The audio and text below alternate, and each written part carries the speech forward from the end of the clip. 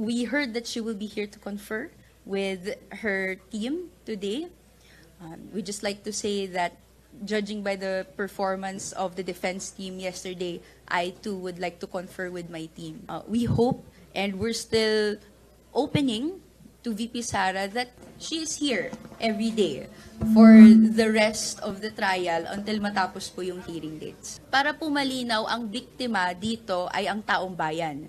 Ang biktima ay ang mga hindi nabigyan ng sapat na serbisyo, sana nabigyan ng mas maraming classrooms, ng scholarships, ng serbisyong pang-edukasyon, o kaya naman pang-kalusugan, na sana napunta doon ang pera but instead it went to the confidential and intelligence funds. Up until now, hindi pa rin nasasagot kung nasaan siya. Up until now, hindi natin na-account for kung bakit may unexplained wealth in the billions na lumabas-pasok sa accounts ni VP Sara. And we're here today and magpo-proceed to hanggang matapos para malaman at syempre magbigay hustisya sa mga biktima na ang taong bayan. So, bagamat yon mas nasa tail end pa ng procedures, no, or sa yung unexplained wealth today, ang gusto natin maharap, wala na pong kultura ng karahasan dapat sa pamamahala. Panel of update lang. Today ay araw ng ebidensya. Kung kahapon ay merong mga preliminaries na inayos ng dalawang panig, ngayong araw ang unang pagbabaybay natin ng mga witnesses, testimonies, and evidence for the articles of impeachment. And in particular, the fourth article of impeachment, which is about the threats of VP Sara of death, of assassination to high-ranking government officials, no, and their families, so the president, the speaker or former speaker, and the first lady. So for us today, it is a time to strike a blow against impunity. Hindi natin hahayaang manggaling ang ganitong kultura, lalo na sa namumuno sa ating bansa. Threats to kill are not covered by the freedom of expression. This freedom is limited where the rights of others are threatened. Kaya hindi po valid exercise of freedom of expression ang threats sa right to life. We'd just like to clarify that. And the culture of impunity has no place in governance. We must not let it go unchecked by delaying the impeachment trial further. And VP Sara's threats to assassinate are unprecedented not only in our history, but in the status of governments in the world today. It must not be normalized. Kahit pa at lalong-lalo kung sa simpleng mamamayan itong nakadirekta, dapat may accountability si VP Sara. And the bottom line is that the VP is an elected and accountable official, wala sa job description, ang mag-joke sa harap ng mga journalists na magpapatay ng tao. Hindi ito ang gusto nating ituro sa ating kabataan. So I now pass the mic for Ace Barbers, Kong Ace Barbers for his statement. Okay, thank you, Rene.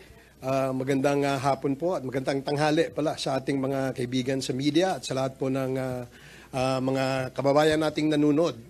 Tama ang sinabi ni Attorney Rene that today is the day of the evidence. No? Papakita dito ang ating ebidensya na matagal na po nating hinihintay. Dito siguro magkakaroon ng pagkakataon na makita ng ating taong bayan kung ano ang kahalagahan, no, nung grave threats na nangyari dito na ginawa ng ating pangalawang Pangulo. I am also in support of the statement made by Congresswoman Rene na ang paglalatag po ng ebidensya ay isang napaka-importante at napakahalagang aspeto ng ating paglilitis.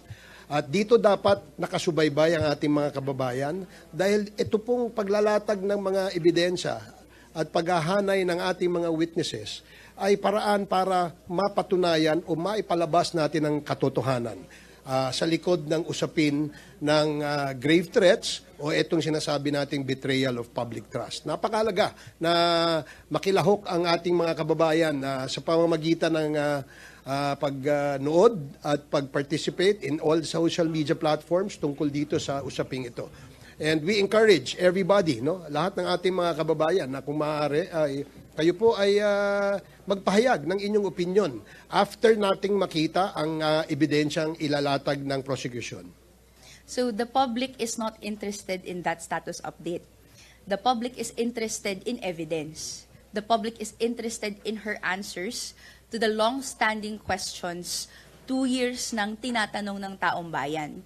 Sana po, inaasahan din natin na andito po si VP Sara Duterte para po sagutin ang mga tanong na ito, humarap sa paglilitis, sa hearing mamaya, at kasama din po noon, no, hindi na po ma-confuse yung publiko doon sa matagal na nating tinatanong kay VP Sara.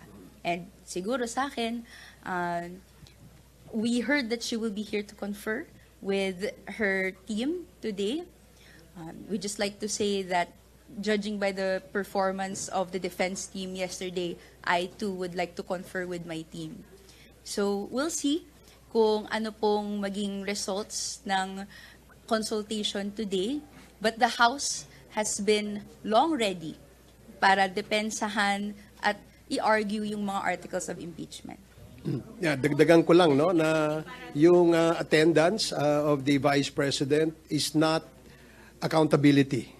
No, hindi po ito yung ang accountability po ay lalabas kapag nasagot no itong mga alegasyon na o mga paratang na isinaad dun sa ating articles of impeachment. And this is again, no, I'd like to emphasize that this is the perfect time for the Vice President to answer all these allegations. This is the perfect timing and the perfect forum for all these issues to be answered. Siguro dagdag ko na lang, though we missed her yesterday, we hope and we're still opening to VP Sara that she is here every day for the rest of the trial until matapos po yung hearing dates. Hello. Sir, question po. Sorry. Sir, Ines, may, on the statement lang po of the Vice President, she mentioned about being bloodied and that being unbowed at the end of this. Do you see her as the victim in this process? I think that phrase was taken from the Invictus, kung di ako nagkakamali, no? And of course, it's her right to issue that kind of a statement. Perhaps that's the way she feels, no? Pero again, it will not be an answer to all the allegations being thrown at her. So ngayon, ang pagkakataon, pag nandyan ang ebidensya, tingnan ang ebidensya, suriin ang ebidensya, pakinggan natin itong ebidensya at dyan ho ang magiging basihan ng ating mga hukom o ng ating mga senator judges pagdating ng panahon. Dadagdag lang din po. Para po malinaw, ang biktima dito ay ang taong bayan. Ang biktima ay ang mga hindi nabigyan ng sapat na serbisyo, sana nabigyan ng mas maraming classrooms, ng scholarships, ng serbisyong pang-edukasyon, o kaya naman pang-kalusugan, na sana napunta doon ang pera but instead it went to the confidential and intelligence funds. Up until now, hindi pa rin nasasagot kung nasaan siya.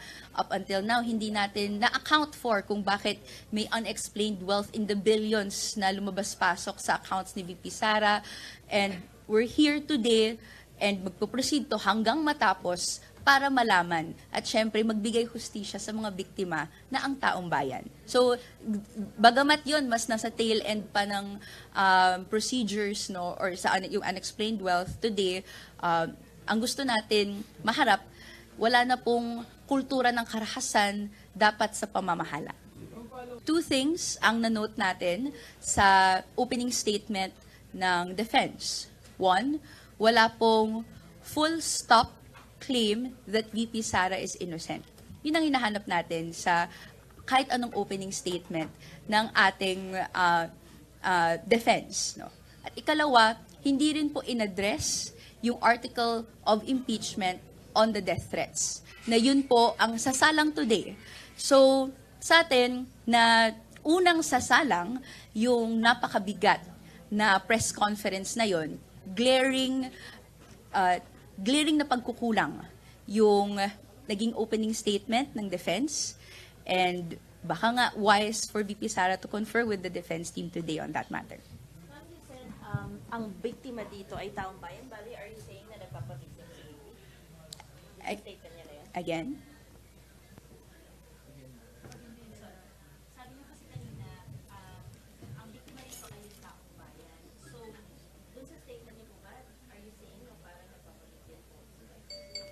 To clarify, ang sinabi po ni Kong Ace ay it could be a reference to the Invictus. But sa atin, in response to the question, kung meron mang biktima dito sa sitwasyon, ito po ay ang mamamayan na hanggang ngayon ay nagtatanong kung nasan yung pera na ginasta sa confidential and intelligence funds at parang ginost. Kasi it's been years and up until now, we don't have a response. We hope that this trial is the avenue for that response. It appears na makikipag-meet lang si VP sa kanyang counsel, pero hindi po siya dadalo sa dadalo sa trial. Ano po yung may imply nito, especially kung ang gagawin po niya, kunwari lang, pupunta po siya dito, lagi, pero hindi siya dadalo sa trial but to meet with her counsel? Well, bilang counsel ng ating pangalawang Pangulo, karapatan niya na pasyalan, kausapin, kamustahin, at of course, moral booster din no, sa kanyang team. But that will not answer any of the allegations being thrown at her. Ang importante nga, kaya nga nakafocus tayo ngayong araw na ito, itong day 2 ay trial na mismo na kung saan ay meron na pong mga testimonya na manggagaling sa ating mga witnesses. And this is very important kasi dito na ho nag-uumpisa yung pagpapalabas ng katotohanan. And there will be a series of witnesses that will come out and substantiate yung claims doon sa nakasaad o nakasulat dito sa articles of impeachment na ito, itong article number 4, no? Number 4.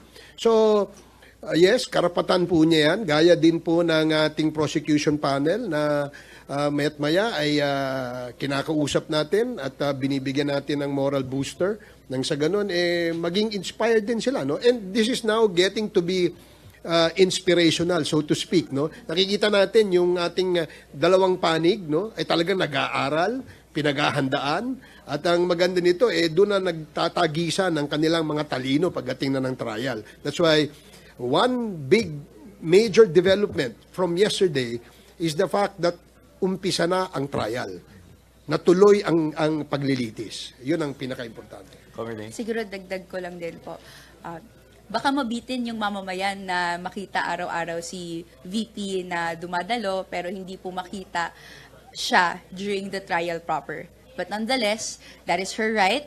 And what matters right now is the evidence. And we'd like continuously na matanong asan po ba yung counter evidence, asan po yung counter narrative ni VP Sara doon sa articles of impeachment. Yun po kasi yung finlag natin, nakita natin na kulang doon sa pre-trial submissions or even yung petitions at the Supreme Court level from VP Sara. No? Continuously, it is about technicalities and not the evidence. Para sa atin, kailangan po ng mamamayan marinig ang ebidensya, makita ito, at pati na rin ang sagot, ang depensa ni VP beyond technicalities.